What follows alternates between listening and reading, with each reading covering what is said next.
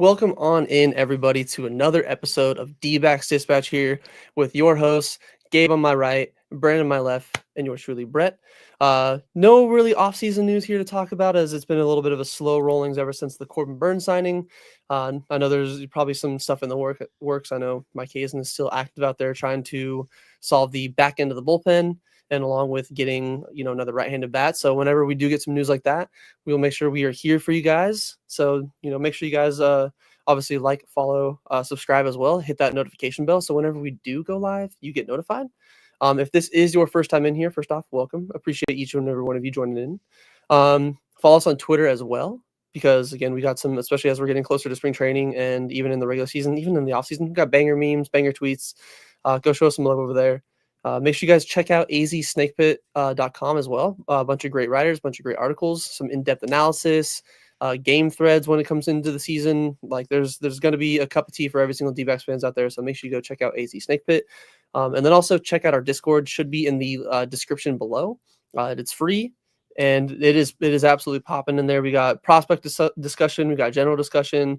We even got an animal Discord in there if you want to show off your furry friends. It's never a bad idea. But like I said, no off-season news necessarily that we're here to discuss tonight. Tonight is a little bit of a fun one. Tonight we are doing the D-backs all-time, or I guess I should say the Snakes all-time snake draft. We're going to be kind of a bit of a breakdown before we get in and all of our picks get started here. We're going to fill out a roster. Imagine like you're going to be going into just a one game, like a Game 7 World Series or whatever. We're not filling out a whole infield, bench guys, 5 starting men. We don't have time. We don't have time. We can do a 26-man roster. Exactly. So we're not doing a 26-man roster. We're keeping it simple. We're going 1 through 9.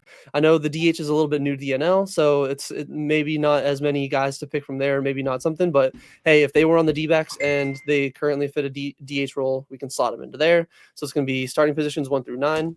DH, and then a closer as well. So 11 total guys that we're going to be drafting here.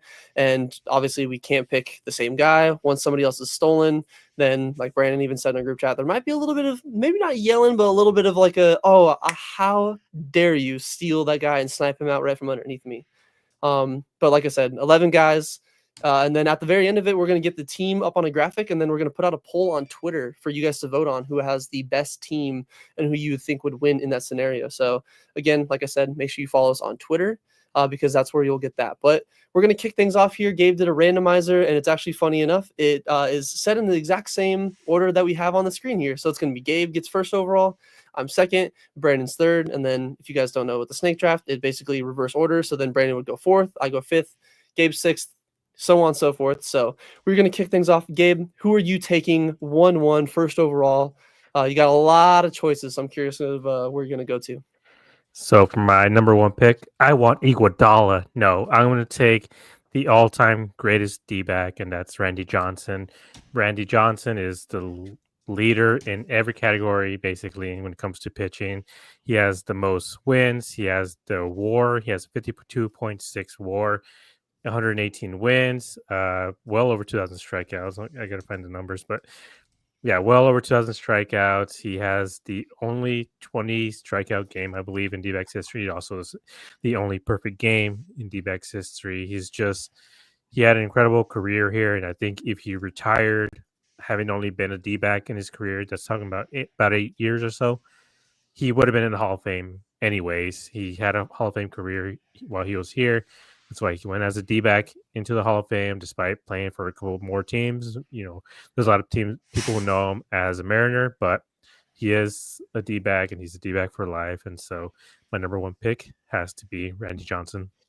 So that's honestly probably what a lot of us would have gone with if we had the 1-1, especially like I said, if this is coming down to a 1-game matchup between all of our teams, not many other pitchers are going to be as formidable as Randy Johnson. And to kind of answer your point about, or question about like how many strikeouts and whatnot, and him being the best D-backs pitcher in his 5 seasons here, obviously 99 to 04. He had a 48.1 WAR in 5 seasons. Disgusting. He had 1,300 innings pitched, just under 1,400. He only gave up a little over 1,000 hits, and he had 1,832 strikeouts. So Randy Johnson, 1 of 1 off the board. I feel like every D-backs, and that's not even counting the other 2 years that he was here in 06 and 07, I think. That's the his prime run right there when it comes to, the greatest contract ever. So, I mean, I could probably slice in those extra other 2 years because he had another, let's see, let me find the strikeouts page on this one. He had another, he was obviously a little bit past his prime, so he had 72 in '07 and 173 in '08. So, Yeah, it's about 240, 245 or so. exactly, yeah. So definitely a really solid pick there, and I feel like that was kind of what all of us, would have imagined. My first pick here, round one, pick two. Starting pitchers, there's a lot of good ones, so I'm going to leave those on the table. The big obvious one was taken out of the way, and then I feel like this is going to be no surprise to pretty much anybody that knows me, you guys as well. I'm taking Goldie. Give me Goldschmidt. Oh my, what? I know, No. right?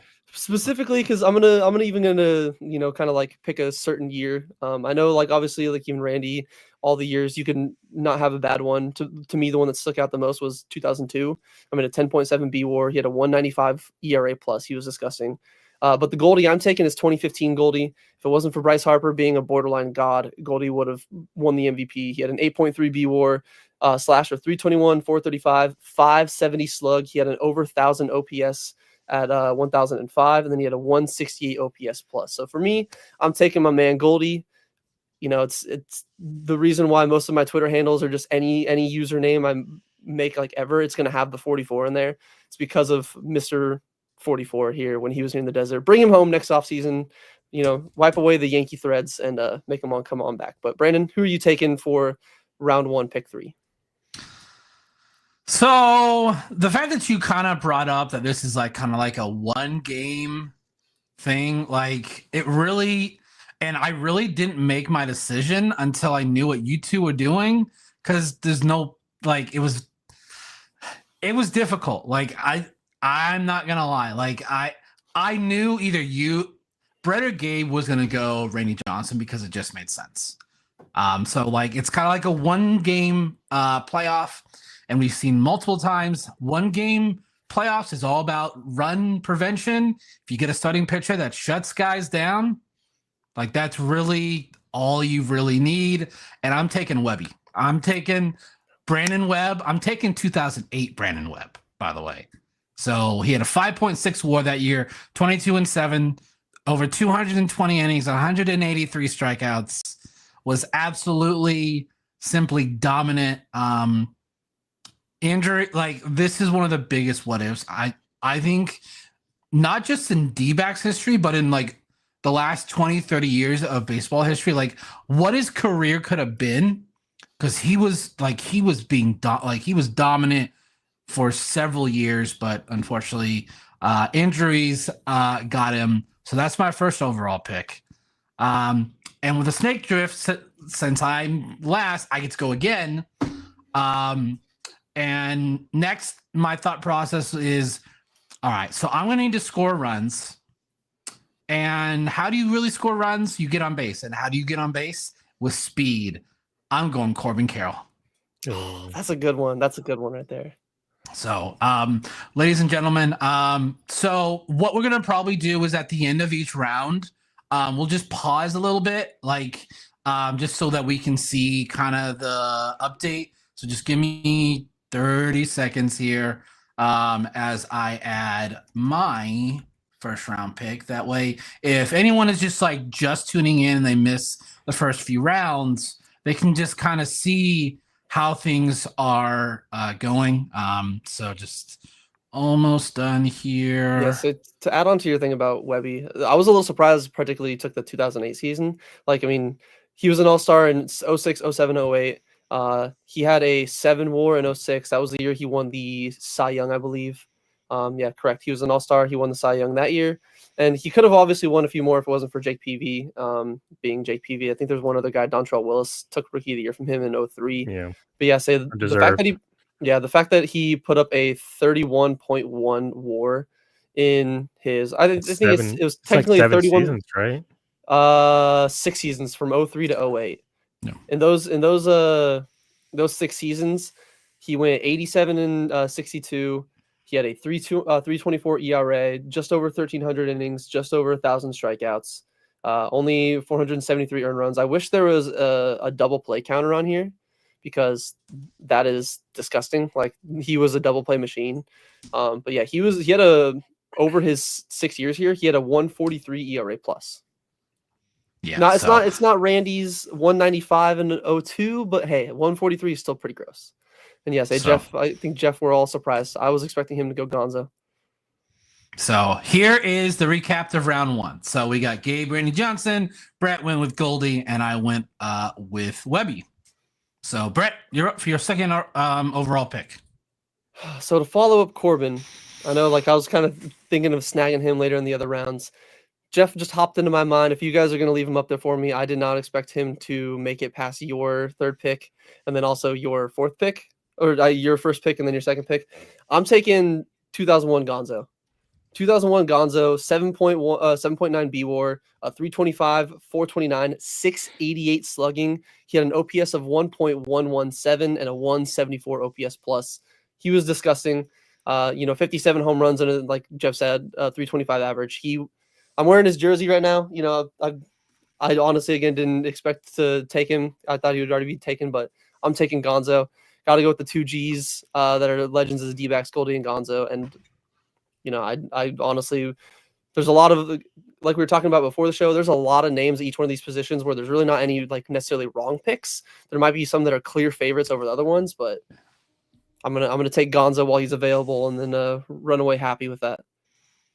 Yeah, he was also, when I was thinking about who to pick, it was either Randy Johnson or Gonzo. But I'm like, you know what? Randy Johnson was here a little bit longer. He had a higher peak, I think, than Gonzo did. And, Randy Johnson won 4 Cy Youngs, and Gonzo didn't win an MVP here because Barry Bonds just hit 70 home runs the same season. He hit 57 home runs. So for my next pick, I'll take the man who has been Mr. D-back for the last almost decade now, and that's Ketel Marte.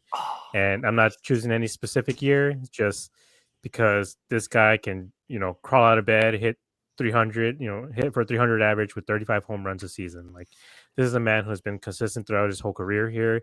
The only issues has been the injuries, but since, 2021 or so, he's been relatively healthy. He's just been able to lose some weight. He looks a lot leaner. He's a lot meaner.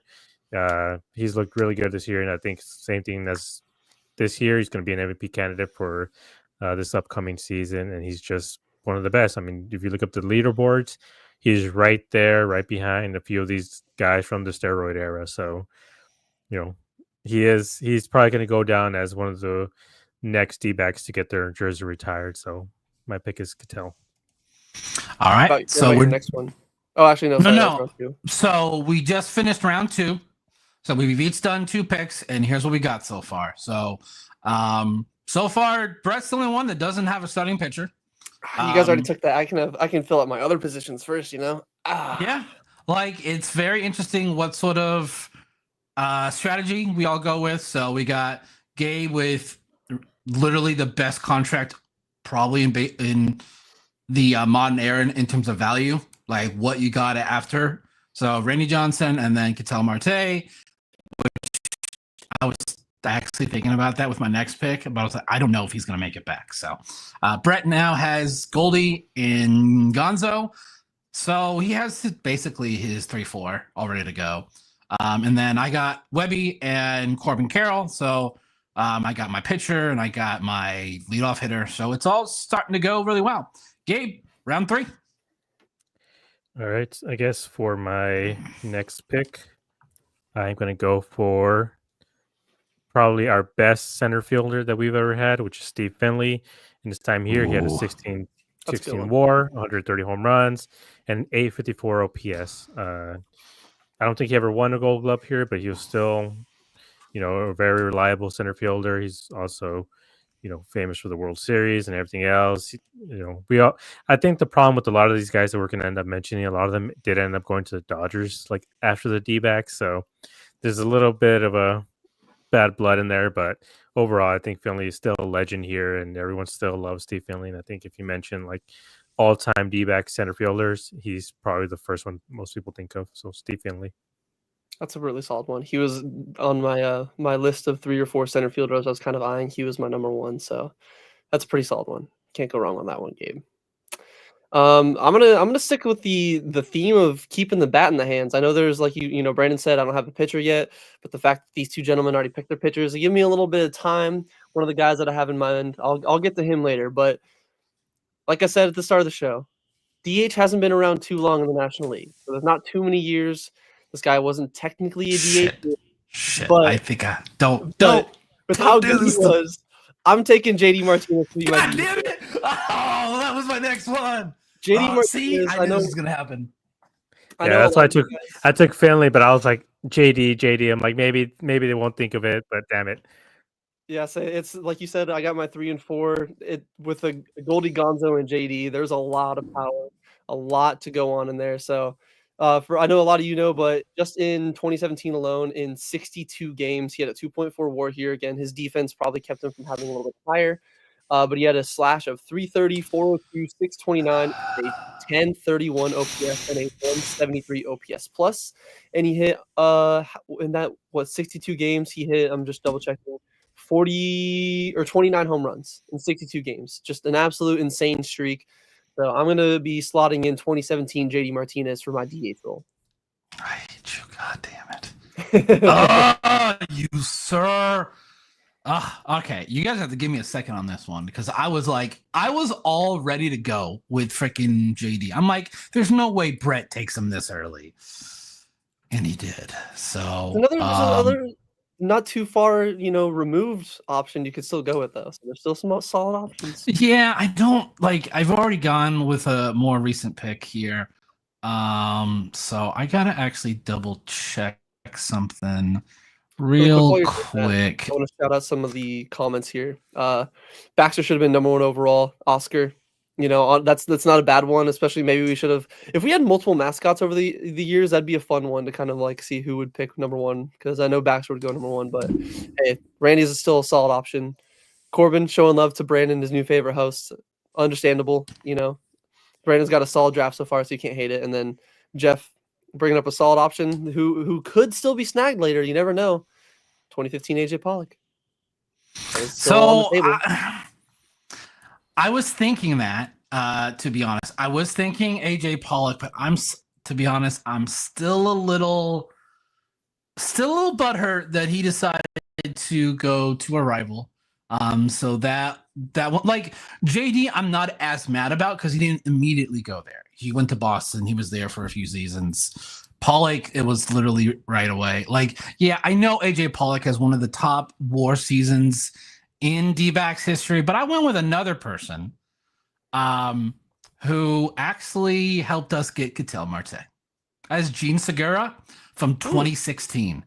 2016, Gene Segura was ridiculous. He had a 6.4 WAR, 203 hits, had an OPS of 867, 20 homers. Like, it was a very good season. So I'm really starting to like how my roster right now is turning out. Like, I got my my pitcher with my run prevention. I got 2 guys that can get on base.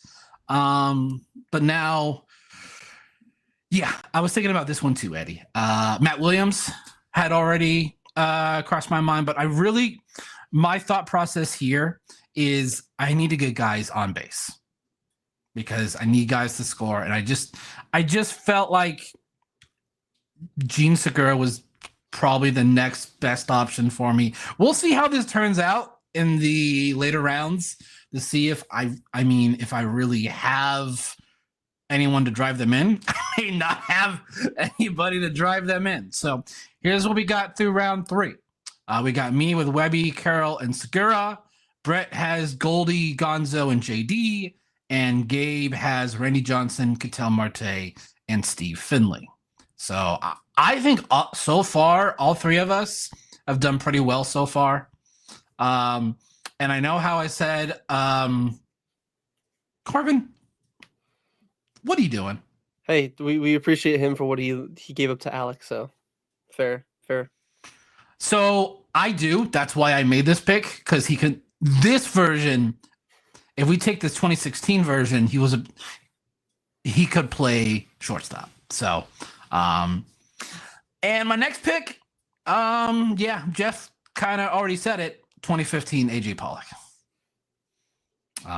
So like it just he literally AJ Pollock has the tied for the third highest WAR in D-backs history in a single season. He's tied with 2019 Ketel Marte. They both were at 6.9. So now I have my center fielder too, because I'm not putting Corbin in center. We have seen how last year it might have worked, but it also affected his bat. So I wasn't I wasn't feeling great about it. So I was like, you know what? I'm going to keep Corbin in right. That's a good spot for him. So I went with 2015 AJ Pollock. That's actually not a bad pick at all. Like if he, my nickname for him still is Glassbones Pollock. I appreciate what he did here. Don't appreciate what he said about us and then how he left us. But yeah, say if he didn't miss a little bit of time with some injuries, especially I believe he didn't. What year was it when he broke his arm in like the final good Lord, I can't speak. The final exhibition game in spring training when he like slid into home, like the final 2 games where they played at Chase, he like broke his arm going in there. Probably 2016, because he only played 12 games that year. Oh yeah, I'm pretty sure he came back at the end. Yeah, say like he just had some horrible injury history, but yeah, so you got a point. Like, take out the how he kind of departed us. You really can't beat AJ Pollock. Like he was at the time one of the most underrated center fielders in the game. Genuinely, he was really good. I mean, when he's healthy, or at least when he was here, like he could have won, an MVP, or he was an MVP candidate for a lot of those years that he was actually here. Like I think he did get some MVP voting. Obviously, just because of Goldie being here, then he got outshined by him. But having that 1-2 punch with him and Goldie, I think, brought in a ton of runs, and just unfortunate that he couldn't stay healthy for a lot of his career. Like he was getting injured because he was bumping his elbow on chairs or whatever. Like he had the weirdest luck, but overall, I think he's still, despite what he said, I think a lot of fans still have fond memories of him. Yeah, I'll still be a little bit salty at him, but he did give us some fun memories. For my fourth pick, for my fourth pick, first one and only one of round 4, obviously, only one each round, Brett. My fourth pick, I've gone bats 3 times in a row. I'm going to steer away a little bit. You guys already got your starting pitchers. I'm going to go with a pitcher, not a starter, though. Not a starter. I want to snag this one up because you all know, everybody, you guys, every D-backs fan knows that, like, over the years, we've been traumatized a little bit when it comes with closers. There's always a little bit of an issue when it comes with locking down the games and actually sealing the deal. And there's a few solid options. I know, like, you got guys like Papa Grande, you got Brad Ziegler, who is really solid here. But I'm going to go with a little bit of a different sidearm pitcher. I'm taking Byung-Hyun Kim, the legend. If you guys watched Squid Game Season 2, especially that shout out and that reference to him, I was geeking out. I was literally the Leonardo DiCaprio meme, pointing to the TV, looking at my wife like, see, they mentioned him. It's a baseball reference. But yeah, I'm taking 0-2 Byung-Hyun Kim. He had a 4 WAR as a closer. 4 WAR as a closer. 0-1, he was solid. He had a 3-1. But 0-2, he had a 2.04 ERA and 84 innings pitched. He had, I'm looking for the saves. It's not as easy to find on here on Baseball Reference as I thought it was. Looking for the saves really quick. Why are they not? I don't know why they're not showing up in here, but either way, 0-2 Byung-Hyun Kim. He had a 1.071 whip. He had a 2.69 FIP, and this is disgusting. I know we've talked about before, especially, D-backs currently are looking for a closer. Guys like Helsley and his ERA plus is gross. He did 2.23 ERA plus. Stop it, Josh. Just stop. Yeah, Josh, you're going wild out here. I like it, but yeah, so I'm gonna take Byung-Hyun Kim. I'm getting my closer role locked up because I'm already a little confident in my bats. I know there's plenty of my roster to fill out still, but I'm hopeful that these guys can give enough of a lead, and then maybe pass it on to, once we get down in the 9th inning, give it to BK. Because again, I know even in the Discord kind of teased it, and guys, I think it was EDM, maybe even Nugget, brought up like maybe not the most clutch factor. Obviously, he got bit a little bit in the 0-1 World Series in those games in New York, but possibly one of our best closers ever, and especially singular seasons. I know he doesn't have maybe like the consistent track record that Ziegler did here, but I'm taking BK. O2 BK all the way, because you can have it your way with BK. Sorry, I had to throw that Okay. in there. Yeah. So what are you gonna round us out here with, Brandon? I'm curious. There's a lot of options you can go with. It's not my turn. It's Gabe's turn. Oh, I'm Yeah, sorry. it's my I turn forgot we now. went back. I guess there's a few. Oh man, I mean, it's not that it gets slim pickings, but I guess in my case, some of these do. I can either take. All right. Well, it would be my turn next again, right? You Correct. get two Yes. rounds. So Okay. you have Okay, two good. here. All right. So for my, what would this be? Fifth pick? Fourth pick. I'm gonna go with the man who was the D-backs war leader for shortstops. It's not Nick Ahmed. It's Steven Drew. Fuck. So for all you youngins out there, Steven Drew was a really, really great player while he was here. He has a 13.5 career WAR. He has 750 hits here, 70 home runs. He was a staple on this team. He stayed healthy until his unfortunate freak accident. Just Which that Ken home Kendrick was plate. surprised he wasn't back in 60 games for. Yeah, that home plate. I don't know what it is. I think it's just cursed. It just takes out our guys left and right. With Pollock and Souza and and Stephen Drew. That's still like I'm still traumatized. Anytime I see a guy slide into home, feet first, I am like, oh my god, please don't twist your ankle and your shin or whatever backwards. Oh my god, it still freaks me out to this day. But yeah, he is still, at least war wise, still the best shortstop the D-backs have ever had. Nick Ahmed isn't too far behind, but he's about one WAR behind, and that's with all his Gold Gloves. And Steven didn't have any. I was but about he's to still a lot laugh better. so hard. He was still very good. Wait. You went with Nick Ahmed. Like, I get for No. defensive purposes. No. I mean, maybe like 2017 Nick Ahmed when he somehow hit 25 home runs or whatever that freak season was with the juice ball. But no, Steven Drew is my fourth pick. So all right. Before we move on to the next round, gonna go ahead here. For anyone that has missed the first couple rounds, we're just gonna recap here. So Gabe has RJ, Ketel Marte, Steve Finley, and Steven Drew. Brett has Goldie, Gonzo, JD, and Bung Young Kim. I have Webby, Corbin Carroll, Gene Segura, and AJ Pollock. Gabe, round number 5 is all yours. all right, so this is the other guy I was thinking of. I'm like, I need a first baseman, and as of right now, there's only 2 legit first basemen that the D-backs have ever had. So I'm taking Christian Walker. He won 3 Gold Gloves here. He would hit 30 home runs in his sleep when he was here. We miss him every day, and as great as Naylor is, he isn't Christian Walker. So for me, Christian Walker, when you talk about the D-backs first base, it's Goldie 1, and then Walker. I mean, honestly, it's kind of a 1B situation with him, with how long he was here and with the awards that he won here. So yeah, Christian Walker for my 5th pick. That's a good one. That's why I was like, can't go wrong with him. But you give me Goldie, I'm getting first base out of the way because there's not too many that kind of stack up there like those two. Oh, don't worry, Corbin Barrels. We're gonna put it up in the Discord, but we're also gonna get the graphic ready and we're gonna post it on Twitter too because I know it's a little easier to do a poll in there. So, but yeah. So and also mine is very generic. Josh's powers will make it look so much better. So, but we'll have it for you guys. Yeah. So this one's tough. I mean, thankfully, I don't got to go with. I mean, like I can go with the pitcher anytime. Jeff maybe potentially is teasing it a little bit in the chat here, but we'll get to that later. Trying to fill out some other positions before they all get snagged.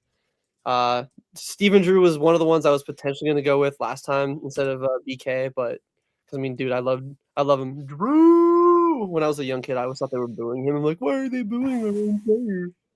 But yeah, Steven Drew, Gabe sniped him underneath for me, so that's a really solid one. I'm gonna pivot from shortstop. I'm gonna go to second base. I've already got some 3 sluggers in the lineup in Goldie, Gonzo, and JD. I'm gonna go with a guy that still had some pop in him, but he was just such a consistent bat. He was the man with 2 cycles. Really solid defense. Oh, Yeah, you know who I'm going with. I was so close to going with my boy O-Dog. I love Huddy. Huddy was the reason why I want to be a switch hitting second baseman. Love Orlando Hudson. But give me 2012 Aaron Hill. 2012 Aaron Hill, 5.1 B-WAR. He had a slash of 302, 360, 522 with an 882 OPS and a 133 OPS plus. Let me get his home run numbers here because I know he didn't have it wasn't like the craziest home run hitter, but he still had some pretty solid numbers here. Like I said, 2012, he had 26 homers, he had 85 RBI, 44 doubles. He was an absolute doubles machine. It seemed like almost every game he was going into the right center gap, just absolutely slicing it over there. I'm pretty sure, again, I don't have it in front of me. He had some pretty clutch hits, and I believe the playoffs in 2011 too. And then it just seems like he kind of continued into 2012. So yeah, I'm gonna round out my second base option. Cattell was definitely the clear choice there. If you're gonna go with any of them, but if you're gonna let me have Aaron Hill, I'm taking Aaron Hill because there might be a little bit of a log jam. I know Goldie, Gonzo, JD aren't the fastest, but hey, if you can slap it into the gap and get some extra base hits, then I'm gonna take Aaron Hill all day. Hey, Jeff, they actually can. We only get one pitcher each, and they've already got their starting pitchers. The feeling is just on a platter for me. He's just I mean, you could use one as a relief pitcher. That's not how it works, though. They have to actually be a relief pitcher. See? Randy Johnson wasn't an actual relief pitcher, but he closed Game 7. Okay, if they appeared as a relief pitcher, they technically could. Jeff, can't sabotage me today, sir. Yeah, give me dude, this one. Oh my god! As soon as Gabe took freaking Walker, I'm like, I'm in so much trouble here for first base. There's one that I had as a third one that's pretty solid. Yeah. I'm just trying to decide if that's the way I want to go. Did I just drop? Oh shoot.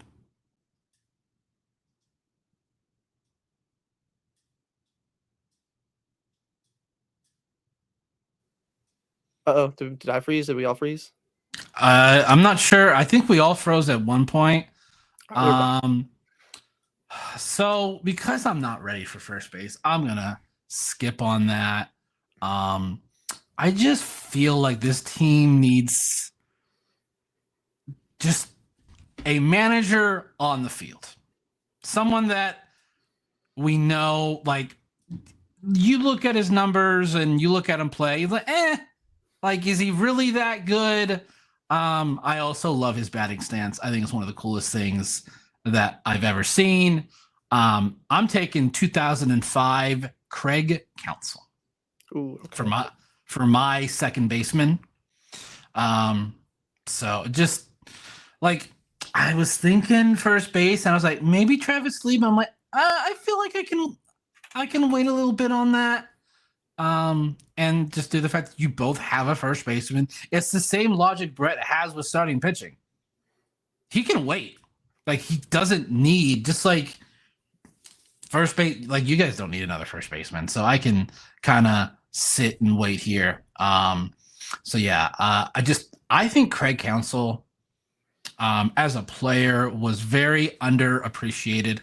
I think, and just he's a great manager. He knows the game, so it's always nice to just have a manager on the field for you. Like, it's why some teams, their catcher, like, you can tell that they're a manager type because they succeed so well. So recap here through 5. So we're almost halfway.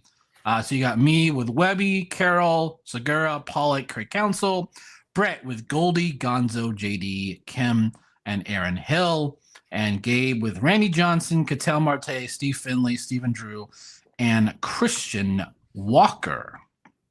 So here we are. But he wasn't a good manager. I want a good manager. You talking about field manager or just manager in the dugout? Because I imagine would field manager be a leader? I mean, he probably was, but yeah, say that Nationals team was not the best under him, but so yeah. Next, what shall I do? A lot of options. There are a lot of options. I haven't entirely filled my outfield. I do have an open outfield spot. And so now though I gotta decide. You got left field open? I do have left field open. I know that when he was here, he was primarily right field. I can flip Corbin to left if I need to, but he did play left, but not here. And that's J Up, Justin Upton. Damn it. That's it's such a good one. That's my guy. Damn it. So I gotta scramble now. I was like, he was fun to watch when he was here. Like, for those of you that were, I mean, it's been a very long time since he hasn't played in a D-backs uniform since 2013. So over a decade. It has been a hot minute since Justin Upton was a Arizona Diamondback, but he really gave us like a player to really root for. Like, there was no doubt during that time who was the face of the franchise. It was Justin Upton. Our first ever, and so far, well, it was at the time first ever, first overall draft pick too. Yeah. Obviously, I'm taking 2011, where he had a 5.5 WAR, 31 homers, a OPS of just under 900. He got hit 19 times in that season. Teams were pitching in on him. So, Justin Upton. So now my outfield is set. So yeah, Brett, yours. I think we're now on round 6. Yep, we're on round 6. That was a really solid pull there. Honestly, kind of stunned me because I was gonna go to Justin Upton there. So you got me back for the Goldie one. So like I said, I can leave starting pitching as one of my last picks. This one I'm gonna go with. There's not too many names to pick from here. There's not too many guys.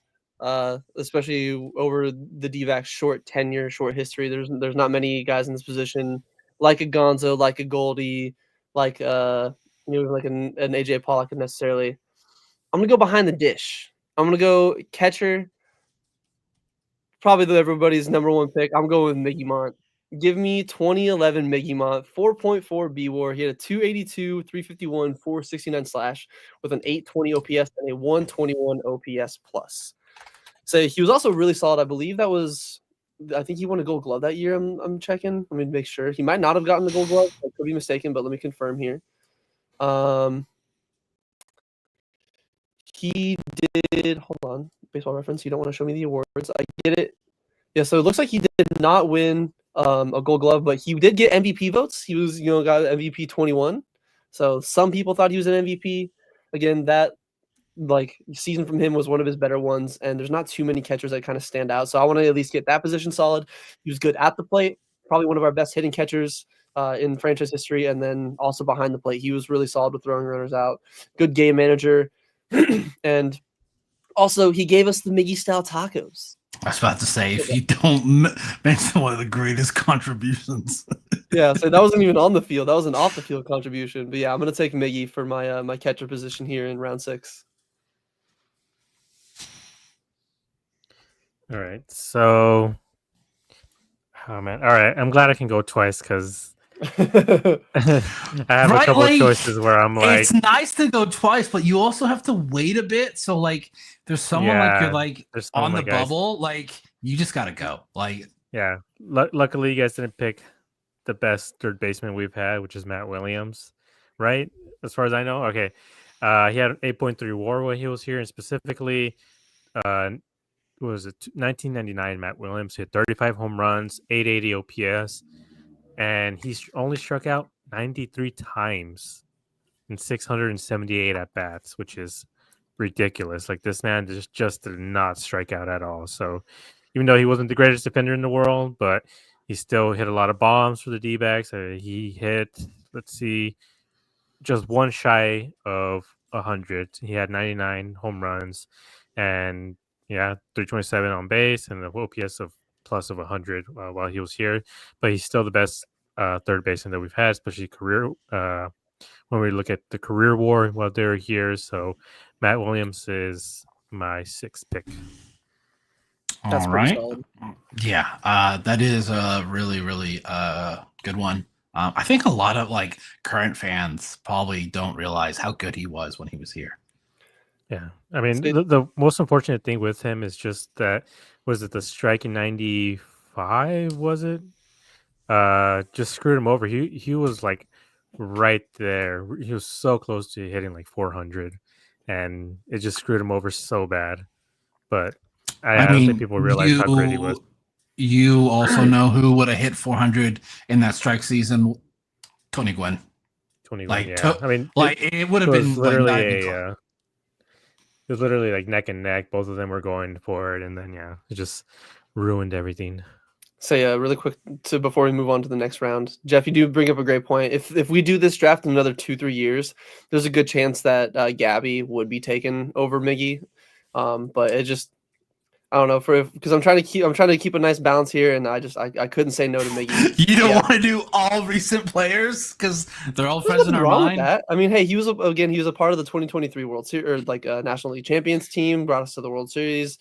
He's probably You wanted one of to the say World Series champions. I was gonna say so World bad. Series. I was gonna say World Series team that went to the World Series, but it just wouldn't have, a sting that I don't want to reopen. But yeah, say he's not too far behind Miggy when it comes into the conversation of best catchers in franchise history, and that's why I took Miggy because I was like, there's not too many guys that you could go with, and maybe like I said, 2-3 years from now, there's a really good chance that Moreno has a stronger case than he does now.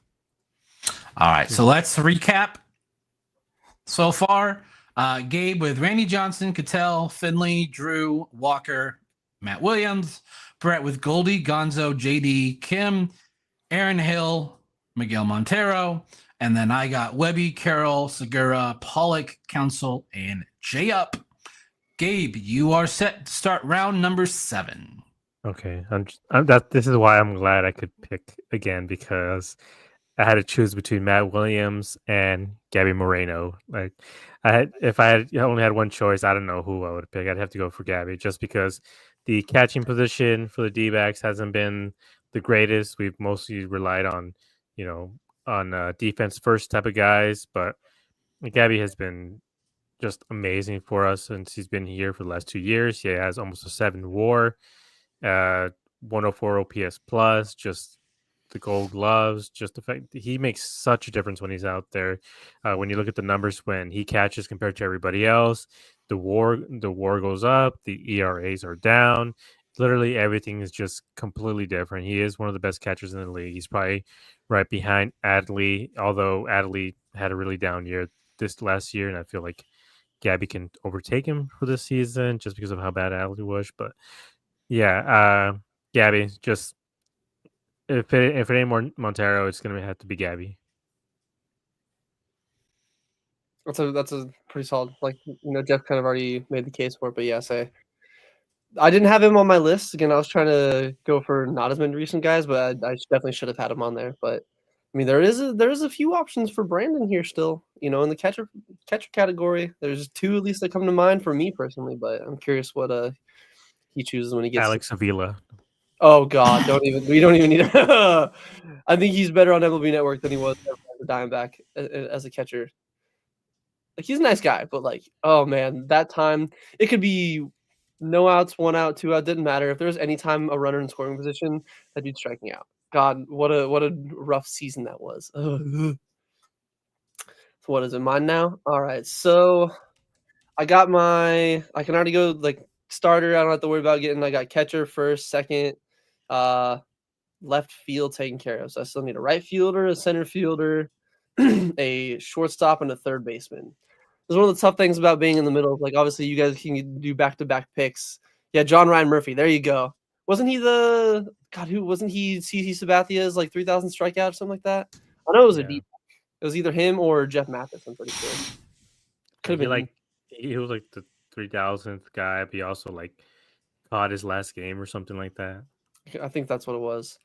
Let's see. This is tough because obviously you took Matt Williams at third base. He's a really solid choice. I'm trying to decide between because outfields are a little more slim pickings, so I feel like no matter what I go there, I wouldn't be hurt whoever I pick. Oh man, this is tough. I think I'm gonna have to go with. You guys kind of got me stumped here. I'm gonna go to shortstop. I'm gonna dip into the shortstop pool. Not going with Nick Ahmed because obviously great defensive guy. Not nearly what he was behind or at the dish that he was in the field. I'm gonna go with Mr. $1 Million Man Grand Slam, Jay Bell from the 1999 season. He had a 4.9 B WAR. He had a 289, 374, 557 slash with a 931 OPS and a You're doing it 131 again? OPS plus.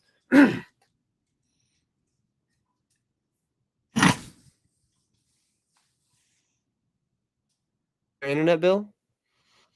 Guess we all forgot to pay our internet bills out here.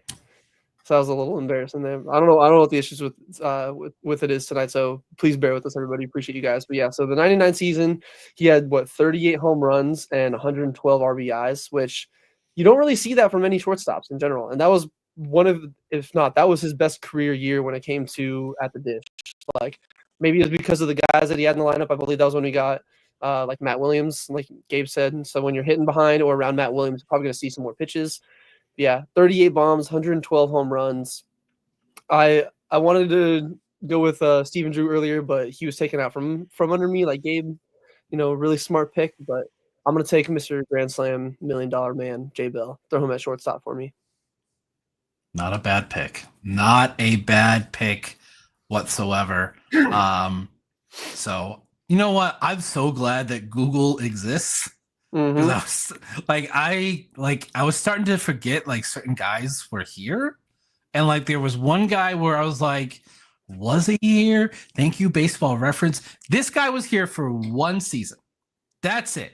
2009. And Predict who you're gonna say. No, sorry, 2010. I was looking at the wrong year. 2010. He didn't have a great WAR. It was only 1.1. Doubles machine, ladies and gentlemen. Adam LaRoche. Ooh, that's a really nice pick for first base. I'm not gonna have any defense over there. Like, I'm not gonna have defense at first. Like, I literally lost out on that when you both took Christian Walker and Goldie. So I was like, all right, I might just have to go. My pick for third was Connor Jackson. His 08 season was pretty solid. Yeah. Like, to be honest, I was thinking Travis Lee or Tony Clark. I was like, wait a second. Like, so first I was like, Lyle Overbay was here. I'm like, I know he's a doubles hitter. He wasn't a doubles hitter when he was here, though. So I was like, all right, that wasn't it. And then it popped in my head. Adam LaRoche was here for just the 2010 season. Finished with a OPS of 788. Not bad. Like, not bad. Like, he's not going to be my 3-4 guy. So it is completely fine. So figured that was not such a bad idea. So we are done through round 7 of, and correct me if I'm wrong, 11 rounds, correct? Yes, 11 rounds. I kept forgetting. So recap. I got Webby, Corbin Carroll, Gene Segura, AJ Pollock, Craig Counsell, Justin Upton, Adam LaRoche.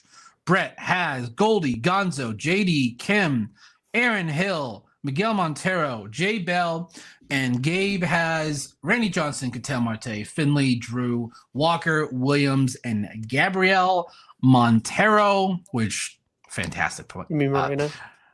You make it yes. easy. Yes, Gabby Moreno. Great value there, by the way.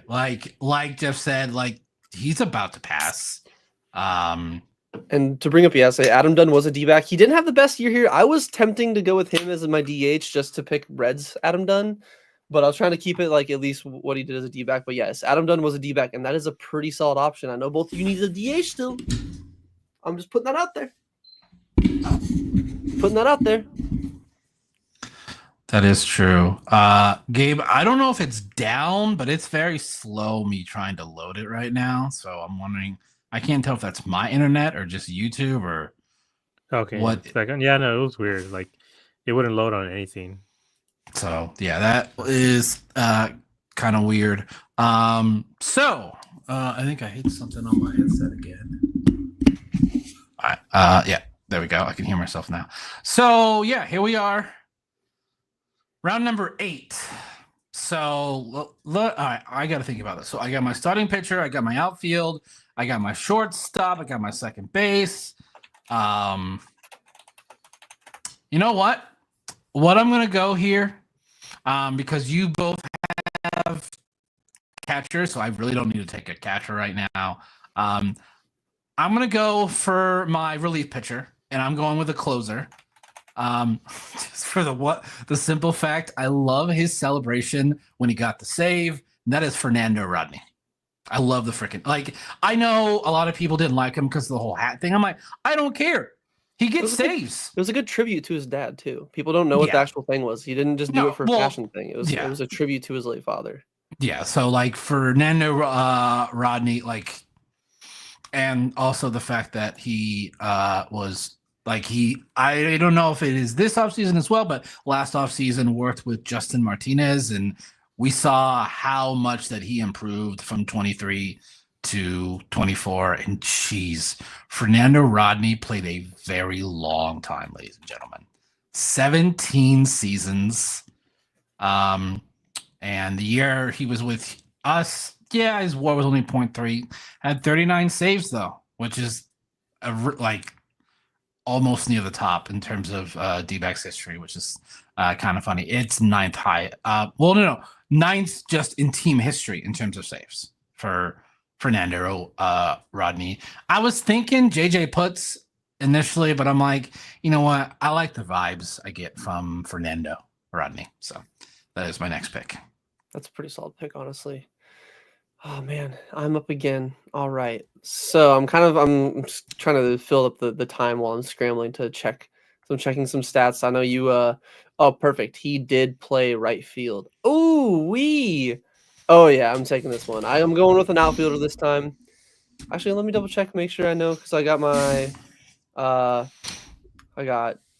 do you need a all right here just so in case. So it looks like you got. Well, I got my doc up right here that I'm kind of like checking off. So I got my starter. It's free and clear. I can take whoever. Catcher first, second, shortstop, and then my left field. So I need a right fielder, center fielder, and then a third baseman. Right fielder, center fielder, and a third baseman. Yes, Eddie. There is a solid one out there that I decided between him and BK, but I like BK. I think I am gonna go. I feel like the guy that I'm going to pick for my outfielder, he's not going to be taken just yet. So I'm going to go to third base. Matt Williams is already taken. Yes, one of the best seasons in D-backs history. Or just one of the best third basemen in D-backs history. I'm going to go with the guy that might have swung a little bit and swung and missed a little bit more than I imagine a lot of people would like. But my, oh my, when he connected, he absolutely fucking hit tanks. Give me 2009 Mark Reynolds. 2009 Mark Reynolds had a 3.3 B-WAR. He had a 260, 349, 543 slash with an 892 OPS and a 127 OPS plus. I believe that was a season he had over 40 home runs and like 120 RBIs. I'm double checking really quick. Yeah, so he had 44 home runs, 102 RBIs. He did lead the league in strikeouts 4 years in a row from 08 to 2011. That also was the season in 09 where he had the most strikeouts at 223. But again, I got some guys on there like Jay Bell and Aaron Hill can make a little more contact. Goldie was a more contact guy. Like, I can afford a little bit of a swing and miss. And if I can get some of those other guys on base, like Aaron Hill hits a double, he's on there, then he can just trot home after a Mark Reynolds 470-foot blast. So I'm going to take Mark Reynolds as my third baseman here. Yeah, I mean, as much as they judged him, like in general, like in the media or even like on the radio, it's like he was really like one of the first modern players. Like if he played nowadays, he would get, a $300 million contract because nobody cares about the strikeouts anymore. He would walk. He was one of the first 3 true outcome type of guys with Ryan Howard as well. So that's a great pick. I think, if it wasn't for Matt Williams, I probably would have gone for him or Escobar with a couple years that he was here. So for my pick, I am picking the D-backs leader in saves, Jose Valverde, with 98 total saves. His time here with the D-backs, and he's also the best closer they've had. He had a 3.29 ERA while he was here, and he had let me just get this right. 141 ERA plus for his career with the Diamondbacks, which is insane. He is the best closer we've ever had here, and I know maybe certain guys like BK just had certain years where they were just the best overall, but I think Valverde just how electric he was while he was here, his faces he would make. This dude was just a gamer. He was so much fun to watch, and I think he probably was the last time I could ever watch a game and not be biting my nails watching the guy close the game out. And because after him, we would get guys like JJ Putz and a few other guys that would always have at least traffic on the bases. But I think Jose Valverde is probably the best closer we've ever had and one of the best relievers in general. I think we left this one up for Brandon because there is one more name on here that Eddie's even bringing up in the chat here. That honestly, because I know Valverde was solid here, but in his 2011 to 2015 season, Ziegler actually had a 1.63 ERA plus and a 3.28 FIP. So, but that's the nice thing is what there's 4 closers in D-backs history that were really, I guess 5 if you want to throw Rodney in there. He had a solid year, but there's really 4 you can go with BK, Valverde, Ziegler, and Putz. But honestly, I really like the pick of Valverde. He was one of the ones that I was kind of thinking about going early. Well, not early, but my first closer, because dude, he was exciting. Like his celebration was cool. Like he would just kind of and especially in an era where act like you've done it before. He was like, I don't care. It's kind of like the same thing we see like with that Junior Caminero bomb down in the Dominican Winter League. If you guys haven't seen it on Twitter, that thing's insane. That the whole celebration. Valverde always gave me vibes like that. Like it didn't matter if it was regular season or playoffs. He's striking a dude out to end the game. He's tapping on his chest. He's yelling. He's getting all that energy out there. So that's a really solid pick, Gabe. Yeah. Back-to-back, Gabe. Number 9. Hold on. The list first. Oh, sorry. That is completely my bad. So hold up here. I have it all filled out. I just didn't put it in StreamYard because I was pre-selecting my next pick because you guys don't need this position, so I know exactly who I'm taking. So I already put it on there. I had to take it off. Round 8 through 8 out of 11. So we're almost there. Gabe with Randy Johnson, Ketel Marte, Steve Finley, Stephen Drew, Christian Walker, Matt Williams, Gabriel Moreno, and Jose Valverde. Just brilliant. Brett with Paul Goldschmidt, Luis Gonzalez, JD Martinez, Kim, Aaron Hill, Miguel Montero, Jay Bell, and Mark Reynolds. And then mine, Brandon Webb, Corbin Carroll, Gene Segura, AJ Pollock, Craig Counsell, Justin Upton, Adam LaRoche, and Fernando Rodney. Number 9 for Gabe. All right. So this man is I believe, second in WAR behind Luis Gonzalez with the D-backs, and that's David Peralta. I believe I don't have another left fielder. So David Peralta, he had his 15 WAR here, and his best season it was 2015, where he batted 312, a 371 on base percentage, which is ridiculous, and a 522 slugging for an 893. He's OPS. not. So are you talking about like on the D-backs or just because according to Baseball Reference, do we freeze again? Miggy's 5. Oh my God, did it again.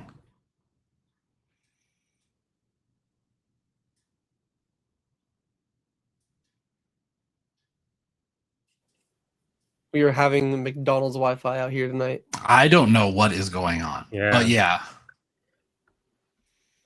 Because they have 2 lists. They have WAR position players and then offensive WAR. No, I'm talking about outfields because it would be. Okay. Yeah, then, it's going to be Gonzo, then Peralta. Technically, it's Steve Finley. Doesn't he have 14 point something?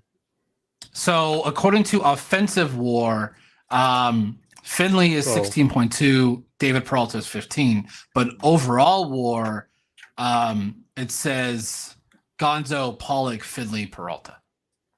Okay, but also Peralta has a Gold Glove and a Silver Slugger as well, so he is still one of our best overall outfielders just in general. He's, but he was here, he was great. He was a great guy. The fan base loved him. He was one of the fan favorites here. And then, he got rid of that goodwill real quick as soon as he left. But, I also don't blame him. Like, he was kind of aging out, and we had all these young stars. Like, I don't think there's anybody on the planet that would choose Peralta over Corbin Carroll either. So, kind of had to make some space for Corbin. So, either way, Peralta still all-time legend. That's honestly, I didn't think he'd be taken yet. I kind of thought you'd go somewhere else. So he's not the name that I knew wouldn't be taken, but I'm gonna have to pivot a little bit. Peralta was solid, obviously. Like you brought up Gabe. Maybe got rid of some of that goodwill here, but he was one of the guys where the D-backs obviously found him, former pitcher. He was really solid in the minors, and I believe his rookie year, whatever it was, he had the most multi-hit games. There was some stat I remember like that. So it's honestly not a bad pick at all. I have a starting pitcher, which I'm probably, spoiler alert, that's going to be my last pick because you guys don't need a starting pitcher. So I'm still going to fill out my two areas. I need a right fielder and a center fielder. I'm going to go at right field. Somebody who might have played a little bit of all positions out there. I'm going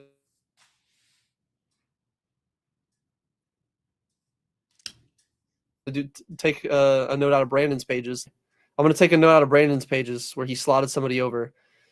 I'm going to take this guy, one of the best arms I've ever seen as a Diamondback outfielder. You don't see it too much. I know a lot of our guys have noodles out there. Give me Gerardo Parra. Give me Gerardo Parra. Let him be my right fielder. Yes. This is going to be my next pick.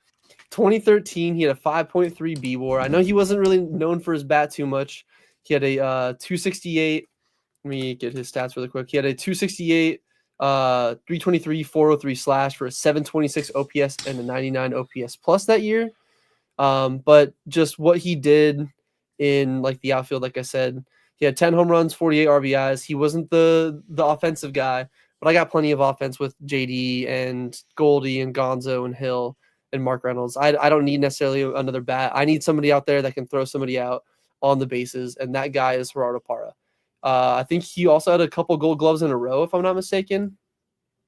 Yeah, not in a row. He had 2 Gold Gloves, one in 2011, one in 2013. Yeah, give me Parra. He was really fun to watch too. I know I got one of his bobbleheads, I believe, in the back. The one I was robbing somebody. He was just a highlight reel every single game in the outfield and a genuine cannon. If a lot of you guys maybe don't remember Gerardo Parra, or maybe don't necessarily have the best memory of him and all that, just go look up some of his highlights, because he would be throwing absolute missiles from the outfield and would make throws that I don't think there's a single Diamondback on the roster right now that could even come close to doing the same thing. So give me Gerardo Parra for my right fielder, because I already have Gonzo in left field and he didn't play any other positions. Actually, I think he played right field, but I'm taking Parra for right. You need a strong arm in your right field to throw out people at home. It's a tougher throw than left field to home is. All right, not a bad pick. I was cannon, literally. And like Oscar says, I believe 17 outfield assists in 2013. That's almost unheard of nowadays. You don't get that too often. He was gross. Yeah. So I'm starting to see a trend with myself. I'm grabbing guys that was here for 1 year, just 1 year and gone. I need to fill a infield spot. I need to field a corner infield spot. 2005, hit 37 bombs, Troy Glass. So thought that was at all. Yeah. Finished with an OPS at 885, 29 doubles, 37 homers. Again, defense on my infield is probably not the best, but this is just a fun hypothetical draft that we are doing here today. So I thought it was. Yeah. He was also part of the. I don't know if you guys remember the marketing thing, the G-Force. Do you guys remember that? Oh my God! Yeah, what? 2005 G-Force, the D-backs, Troy Glass, Sean Green, and Luis Gonzalez. Dude, Sean Green, NL West legend. He walked so guys like Peralta and Ahmed could run. All right, so here we are, round number 9. I got Webby, Carroll, Segura, Pollock, Council, Upton, LaRoche, Rodney, Troy Glass, Brett with Geraldo Parra, Mark Reynolds, Jay Bell, Miguel Montero, Aaron Hill, Kim, JD, Gonzo, and Goldie, and Gabe with Randy Johnson, Cattell, Finley, Drew, Walker, Williams, Moreno, Valverde, and Peralta. So we're 2 rounds to go. So you know how I said I filled my outfield? I changed my mind. I'm putting Justin Upton at my DH. I'm putting AJ Pollock in left field. My center fielder is 2010 Chris Young. Fucker. I was like, wait a second. Yes.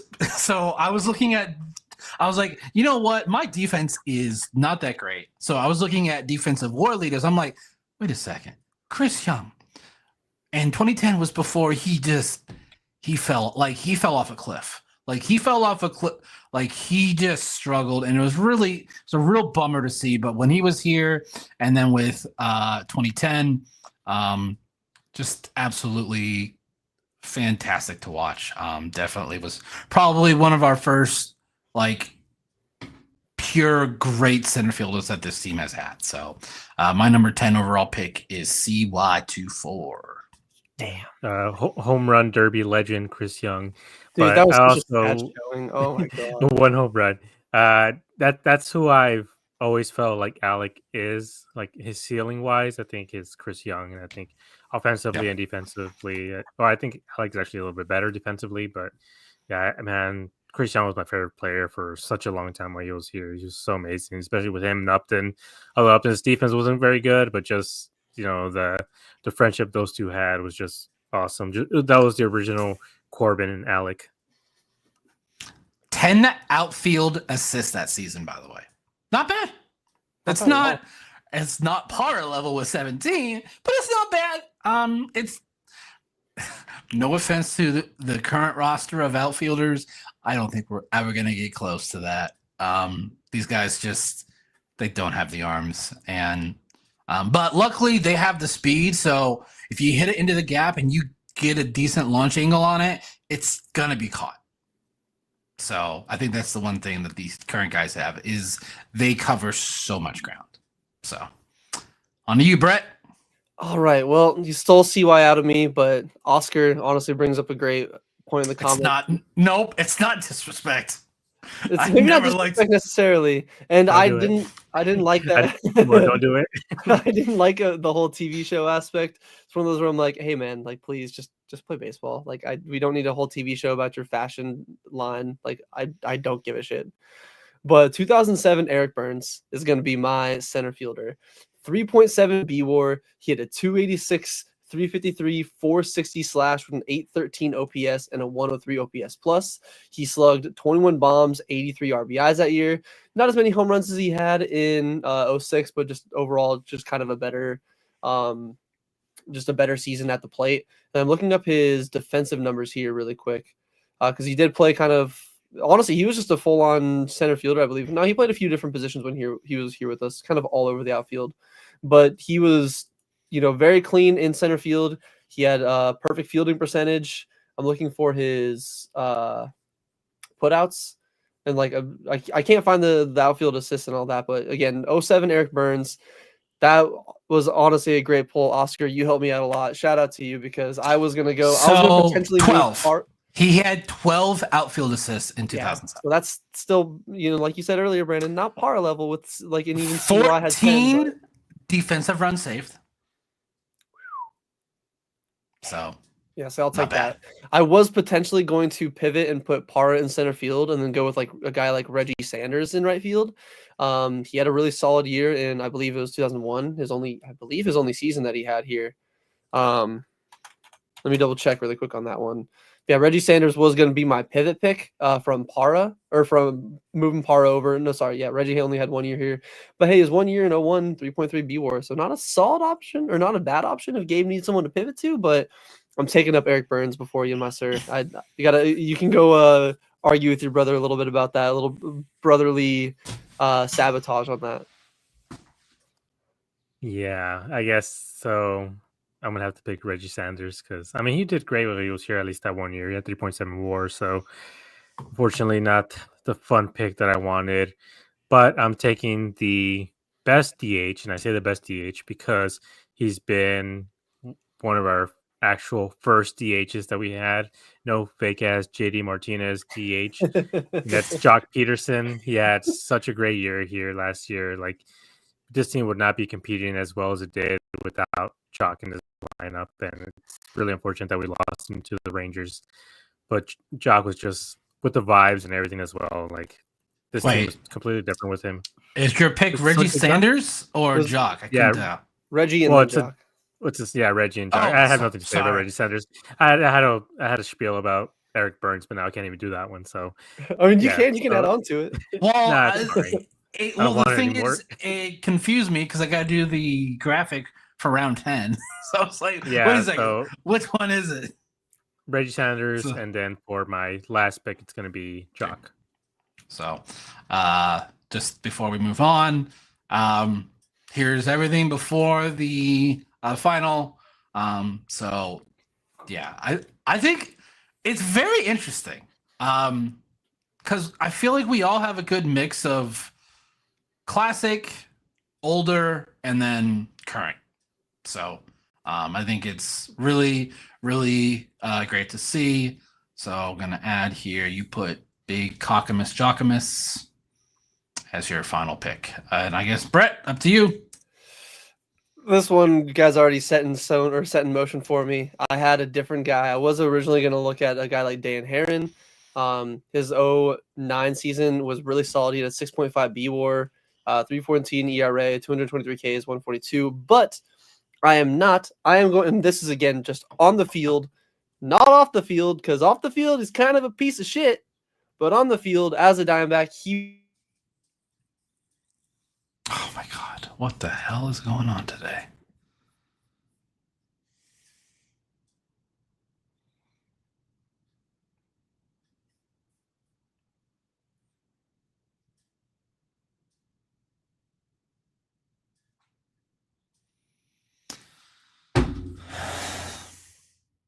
There we go. We're back. Don't worry, internet. We're almost out of it. We're almost done with it. We're almost done with the internet. But like I said, you know him. You probably don't love him, but I'm taking 2001 Curt Schilling. Even 2002, he was really fucking solid. But 2001, he had an 8.8 B-WAR. He led the league in wins with 22. Led the league in innings pitched with 256. I believe he also led the league in just games started at 35. He had the most complete games at 6. He had, I believe it was the most home runs given up, as we saw even in the World Series. He kind of got bit by that when Cubs legend and Nationals legend Alfonso Soriano took him deep a little bit there in a game. I think it was game 7. But yeah, dude, give me 01 Curt Schilling, 298 ERA. He had I'm looking up his ERA plus. There it is. He had a 157 ERA plus, and not even he had a higher ERA plus in 03. So he was just really solid here in his time, his 3 seasons. I mean, 53 and 22, a 307 ERA overall, 803 strikeouts, a 151 ERA plus over that time with a 2.73 FIP. Like I said, this is just on the field.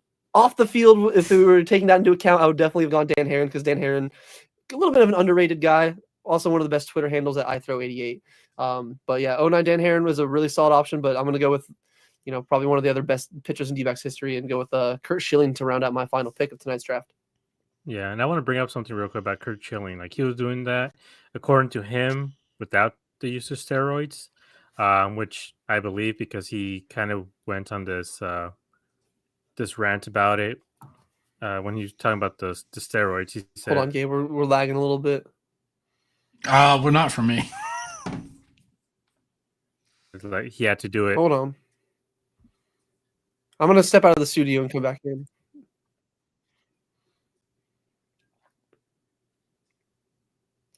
Are you good? Think we're good. Cool. We're good. Good. All right. Yeah, I was saying about Curt Schilling that he's just he said he has a bit of a gripe with a lot of these steroid guys, because he said there's a lot of times where come September, he said his arm, his shoulder, his entire body was just barking at him just from the pain, and something that steroids help you with. I know people talk about players being better on steroids, but it's just you're able to stay healthy when you're on steroids. It helps your body recover. You're not sore the next day like you would be normally. So the fact that he's able to go out there, pitch 250 innings without, the use of steroids and having his arm hurt as much as it does normally. Like, he, as a garbage of a person as he is a legend here. Yeah, so like I said, off the field stuff not taken into account, just on the field, and he was so good on the field. To be honest, you got great freaking value here. The fact that you got a top 5 pitcher in franchise history and in the final round, so it's not bad whatsoever. I have one position left, and literally this franchise has only 2 decent catchers. Like everyone else is kind of like all lumped together. So this one was definitely difficult, but I went with Damian Miller to the 2000 season, just because offensively was just a little bit better. That season, I mean, 2001 it was almost identical. WAR was only 0.5 difference. He did play 23 more games in 2001 than he did in 2000. So yeah, just as soon as you guys took that last catcher, I'm like, yeah, that's gonna be my final pick because you guys can't take another one. Brett literally did the same thing. Like as soon as those top 2 were gone, he's like, I don't need to reach because they can't take another one. So yeah, like I thought this was very fun. This is a blast. Like I said, I feel like all 3 of us had had a pick that like just got stolen from us, and we're like, some of them. So yeah, I thought that was fun. For those of you that are just joining us here at the very end, here are the final rosters. So Gabe went the big unit: Ketel Marte, Steve Finley, Steven Drew, Christian Walker, Matt Williams, Gabby, then Jose Valverde, David Peralta, Reggie Sanders, and then Jock Peterson. Brett went with Goldie, then Gonzo, then JD, then Kim, then Aaron Miller, then Miguel Montero, Jay Bell, Mark Reynolds, Gerardo Parra, Eric Burns, Kurt Schilling, and then I have Webby, Carroll, Gene Segura, AJ Pollock, Craig Counsell, Justin Upton, Adam LaRoche, Fernando Rodney, Troy Glass, Chris Young, and Damian Miller. So, like Brett said, there'll be a better graphic that we will post in Discord and on social media for everyone to vote on, because I am curious what people think is the best list. Yeah, So and left off a lot of guys too. Like I know this is a newer franchise, so we don't have the same legends as like Philadelphia or Boston would, but there was no Zach Greinke or even Robbie Ray to a certain extent. Corbin, Chad Tracy at third, Orlando Hudson. Yeah, Nick Ahmed. None of us picked Nick. Nick Ahmed. I thought Gabe was going to. I was going to start laughing. I was like, for someone that is so big on off, like having someone in the lineup that's not an automatic count, I'm like, there's no way he goes Nick Ahmed. I know his defense was good, and like you said, that one fluke season that he had to be on something because that power came out of freaking nowhere. That was the juice ball year. So that's when everybody hit 20 home runs. Yeah, that season was, and like I don't know what it was, but freaking lefties, he destroyed lefties. I don't know if he saw the ball better or whatnot. No, okay, so that was 2019. So 2019, he had 19 homers. And yeah, so that there's definitely some anomalies, and like I said, that's kind of why I liked going through and picking maybe a specific season, because there's some guys that might have had like a really solid year, maybe overall was like not bad, maybe had like a 1 or 2 WAR year here and there, but just like some of them, like Parra, his specific season definitely stood out to me. That was like when he played at his absolute best. BK, like even like some great points. Maybe not the most clutch Gene, maybe not the most consistent. I know Ziegler had all those consecutive saves, but he was a guy that where just the numbers that he did, in '02 was disgusting. But yeah, there's definitely a lot of names. Like even like I said earlier, Dan Herron was left off. Zach Greinke was left off, like what Gabe was talking about. Chris Snyder was a catcher that I personally had on my thing. I know he wasn't like too crazy, but in his '08 season was pretty solid. He was definitely kind of like even Gabe mentioned before. He was more of a defense first guy. Not terrible. He had an 800 OPS there, but definitely not like what we're seeing with guys like Miggy, even like Montero. Even at first base, Connor Jackson, his '08 season, 2.8 B WAR. Orlando Hudson at second base. Eduardo Escobar, I don't think any of us took him at third base. I thought about it. Yeah, so there's a lot of good D-backs. So maybe, like I said, let us know your thoughts, whether in the Discord or online on Twitter and Blue Sky, because we're going to be posting this on there. We're going to get some better graphics cooked up, kind of show you exactly where we're replacing everybody and all that. But like I said, let us know your thoughts. Let us know who necessarily like won, quote unquote. I think we all have some pretty solid rosters here. But let us know your votes and all that. Which team you would take, again, using it in the context of, hey, if each one of these teams were for somehow, 3 teams facing off against each other, who is going to come out on top as just a better overall, roster construction? Who do you think would have the edge and all of it? So let us know. Let us know in the comments as well. We read all the comments, respond to pretty much all of them. So let us know down below. Make sure you guys also, again, like, comment, subscribe, hit that notification bell. It really does help out the channel a lot, pushes it into other people. One of my coworkers was saying that our thing got recommended to him and he doesn't even watch our show. So that was kind of cool. Thanks to you guys again for kind of helping out the algorithm. Make sure, again, you guys check us out, like I said, on Twitter, Blue Sky as well. Same with Instagram. We got Instagram. Make sure you guys go over to azsnakepit.com. Look at all the great articles. Once we get into spring training and even in the regular season, we're going to be posting even more consistent on there. And just in general, there's a lot of great people over here, like like Jeff is in here as well. He's a writer over on Snake Pit. There's a lot of great stuff.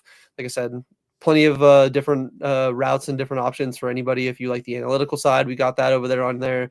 If you kind of like just the community side and like to chat it up with the D-backs fans, kind of pick their brains, get some opinions, get some stuff like there. We got that over there. Then also, again, just always want to remind you guys, we do have a Discord. It's free. Don't got to pay to get access to it. It's always popping off in there. We got our own little insider, in a way, as our man Nugget. We had him on at our last show. If you guys watched that one, he's got a lot of can't anymore. Which they what? Which they can't watch that episode anymore. Oh yeah. I mean, you can still, I think, listen to the audio, but yeah, definitely on the YouTube side, where we got in trouble from the Taiwanese baseball corporation. They did not like our clip that we used 2 minutes of. Hey, we tried to cry fair use, but they didn't like it. But we'll be better about it. Don't worry. No more copyright strikes. But like I said, we got plenty of cool stuff in the Discord. So check the description, click the link, join the Discord. We'll say what's up to you guys. But in the meantime, I've been Brett. My man Gabe on the right of me, or on the left of me on your screen. On the right of me, Brandon. We have been D-backs Dispatch. We will see you guys on the next time. Hopefully discuss a little bit more news. Again, like I said, we got some closer and right-handed hitter stuff to work out, but we'll see you guys next time. Hope you guys have a great rest of your night. It's the D-backs Dispatch. Yeah, bring the red game, Josh on the floor. West Coast vibes, catch us on the air. Home run dogs, diamond gems we share. Brandon was a dad, Caesar man was a plan. Red braces down, tells it like it is, man. Gabs on fire, brings the heat every time. Josh on the mix, keep the beat so prime. I got the insight, 7 weeks ahead. Tune in, D-backs Dispatch, this is it. Now we rollin'. D-backs Dispatch, yeah. Talking Brandon, Brandon, Gabe, this is Big Catch. Josh on the mix, he makes the beats. West Coast vibe, got the G fucking the bad. The home Mac, the home Mac, the home Mac, home Mac. D-backs Dispatch, we're here to stay. Yeah, catch us every week, we bring the flavor to it. We got the home Mac, the home Mac, the home Mac, home Mac. D-backs Dispatch, we're here to stay. Catch us every week, we bring the flavor to it.